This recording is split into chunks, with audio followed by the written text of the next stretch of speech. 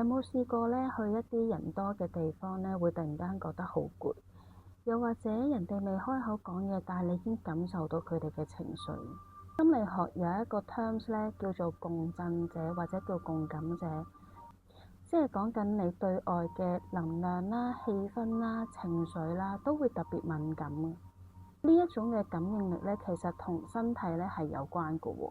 研究話呢，共感者呢，佢哋嘅鏡像神經元呢係更加活躍嘅，所以呢就特別容易代入咗喺人哋嘅感覺裏面啦。但係其實你唔需要識咗呢一種感覺，我哋只需要好好去調節呢一種能量就得㗎啦。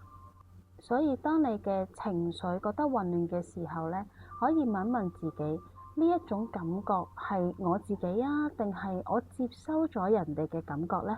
如果你認為嗰個感覺唔係你嘅，我哋嘗試可以用呼吸法去將呢一種感覺呼出。如果你覺得呢一個感覺係你嘅，我哋亦都可以繼續用呼吸去陪伴自己，將呢一個感覺情緒平穩返。所以有陣時唔係你太敏感，而係你天生就係一部收音機，識咗調頻就可以成為一個共感嘅高手。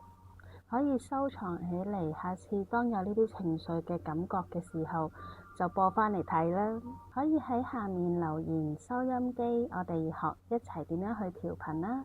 或者如果你都覺得自己成日都好容易好攰嘅話，都可以喺下面留言共振，我會 send 一個調頻嘅練習卡俾你。